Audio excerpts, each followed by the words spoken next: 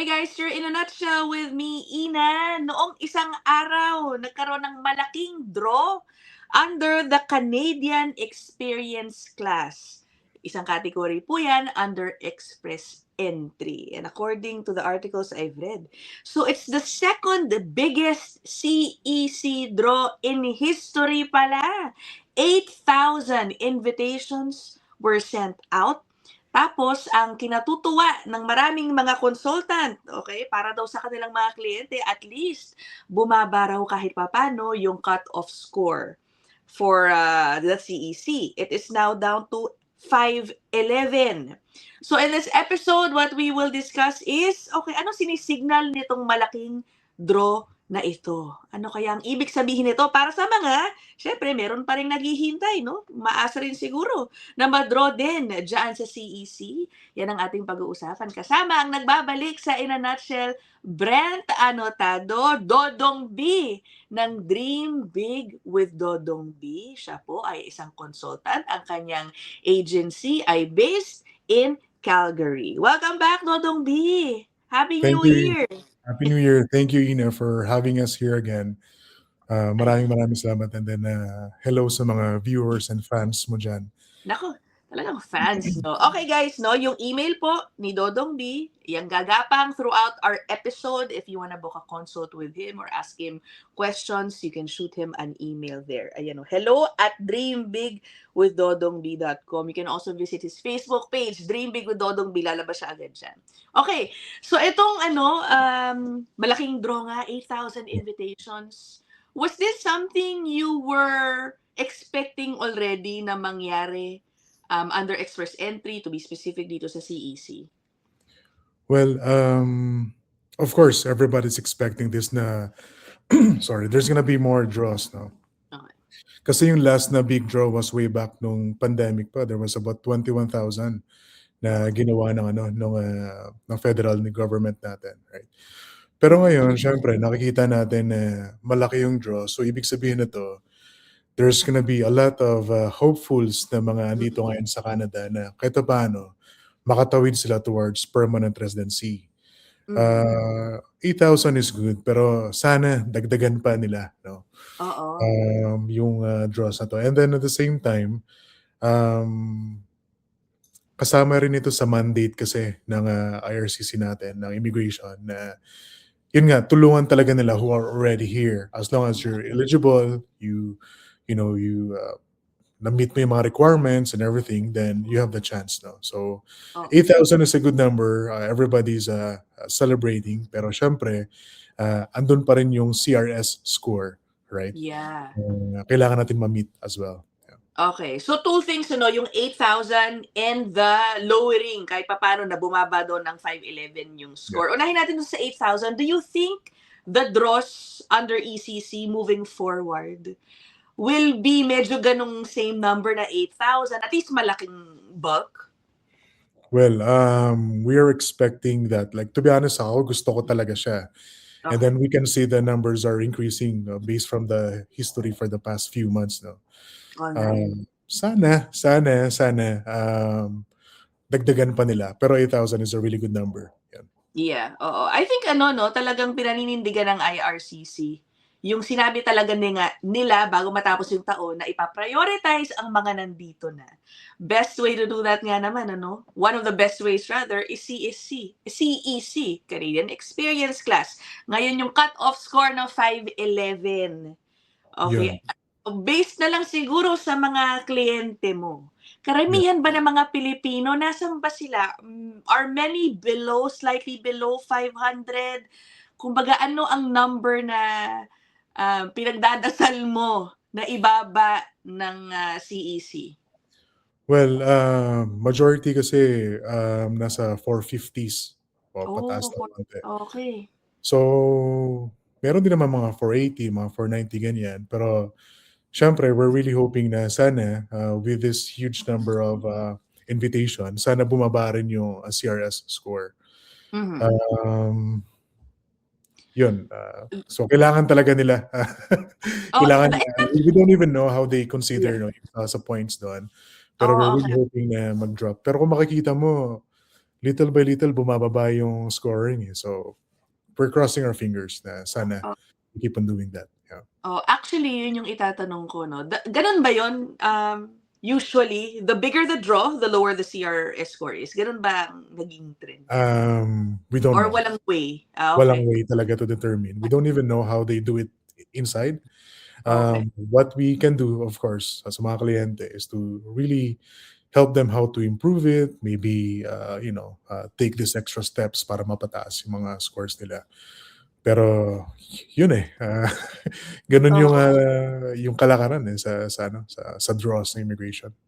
Oo. You know, I read an article na ang sabi, parang itong massive draw na 'to ng CEC should kumbaga tell people na huwag niyong kalimutan magkaroon din ng profile under express entry. Baka daw kasi yung ilan nandun lang sa mga provincial nomination program or yung mga specific PR streams for specific industries or careers. Ganun din ba ang panawagan mo? I mean, baka sabihin nung iba, ba't pa ako gagawa diyan? Eh, ang baba talaga ng score ko. Mag-a-accept pa ako ng panahon diyan, gano'n. Which is a fair statement naman kasi nasusundan talaga nila yung trend, 'no? At Mhm. kung talagang titingnan mo siya minsan nakaka-discourage, eh, kasi nga tama, ba't pa ako maglalagay diyan kung ang taas-taas naman. Pero Mhm. like what we always tell our clients 'no, irregardless of yung situation or yung score niyo, still put your profile in kasi you never know. It's, Mhm. unpredictable kung ano yung nangyayari ngayon. At least you always exhaust all your efforts, any streams or pathways na puwede. Kasi you rather have your profile there and tapos biglang bumaba, at least may chance ka.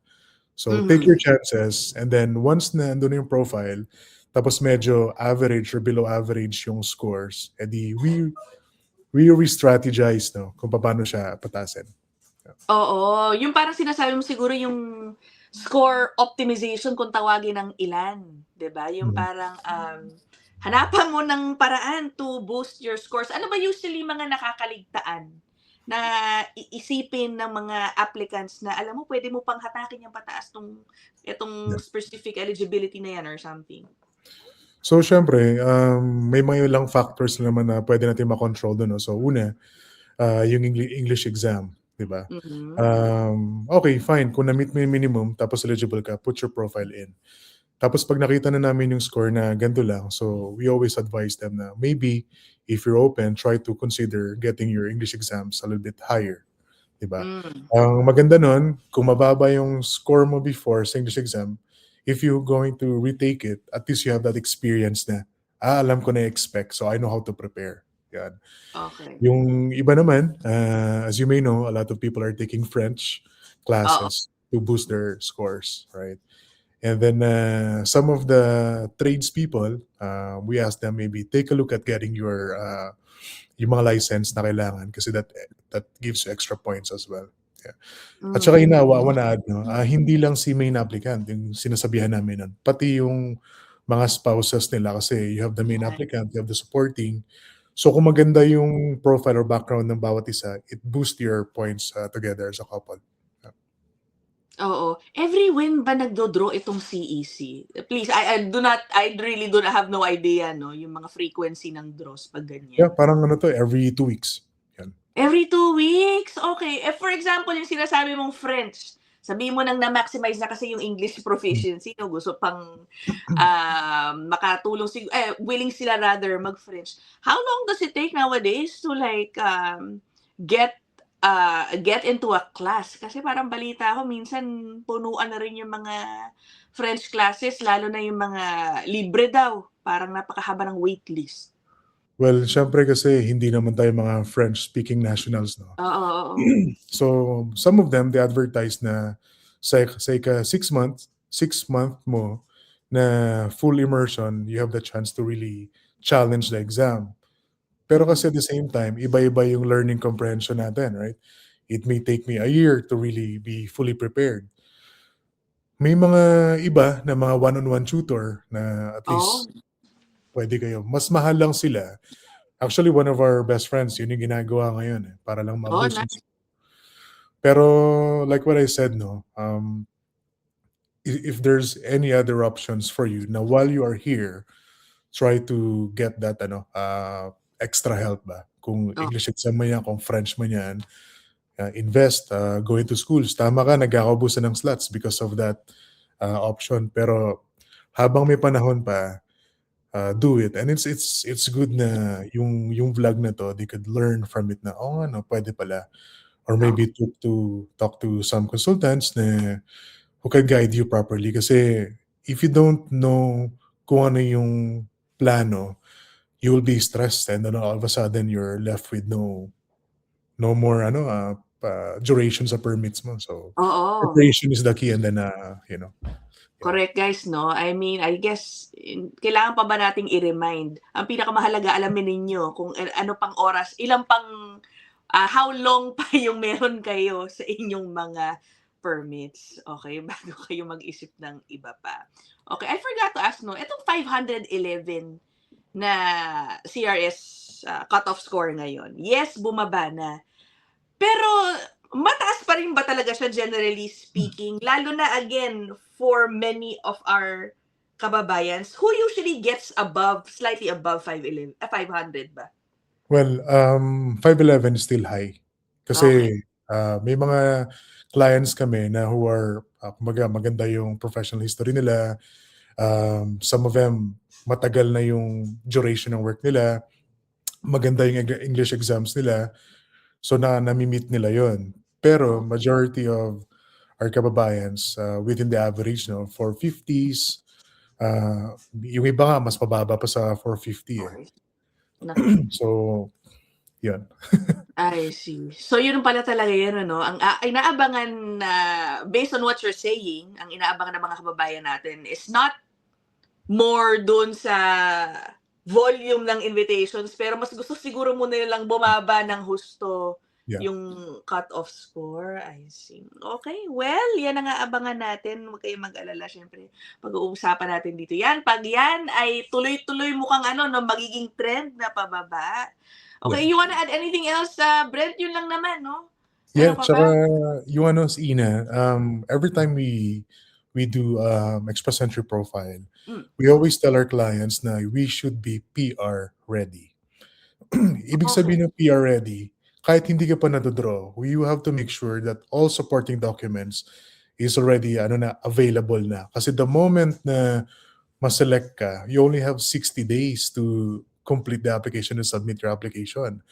So, yung karamihan sa mga challenges diyan is yung kunyari, ah, mga work history mo 'no. So, kailangan yun kung ano yung dineclare natin doon sa history mo, it should be supported by yung mga letter of employment before, mga job offer mo, payslips. Para 'pag na-draw ka, hindi ka na nagkukumahog na, "Uy, kailangan ko kausapin si HR dito, diyan, sa Pilipinas, kung saan man." Kaya Okey. very strict kami when it comes to profile creation na talagang dapat super ready tayo, regardless of your score. Yeah. Oh, marami bang ano na nasasayang yung invitation dahil hindi nila na-meet yung 60-day deadline for all the, like, supporting documents? Parang alam ko merong iba na, yun na nga, hindi siguro nakapag-prepare, nauubusan ng oras, na sayang ngayon yung kanilang invitation. O yun pala, they cannot sufficiently provide supporting documents dun sa mga dineclare nilang, work experience or other information. Does that happen a lot? Oh, Well, sa clients namin wala naman kasi okay. may process kami. Pero nakikita ko sa mga different chat groups or Facebook groups na may nangyayari talagang gano'n. And Mm. then, siyempre kumbaga you can do it your own naman kasi it's very easy, to be honest 'no, you just have to Mm. follow. Pero yun nga lang, you're given that specific time, tapos kung hindi siya makumpleto, sayang kasi that was your chance, eh, 'di ba? Yeah. Kaya talagang dapat PR ready yung documents when you put your profile in. Yeah. Yeah. Okay, well, thank you for those reminders. Okay, sana may ma-pick up ang ating mga kababayan na nag-aabang pa rin, nag-aabang din diyan sa CEC. So that is it. Okay, at least napag-usapan natin ano ba ibig sabihin nitong why is it a big deal ano? Kasi nga nung nag-draw, nung in-announce yan, it was all over the social media accounts of many immigration professionals here in Canada. So I wanted to do an episode on this. And thank you so much, Dodong B, for You're being welcome. here to explain to us bakit, significant talaga yung draw na yan. Again guys, yung kanyang email ay yung gumagapang dyan sa ibaba. Siya po ay nakabase sa Calgary, although he can help out clients throughout Canada. Okay, Canada-wide, right?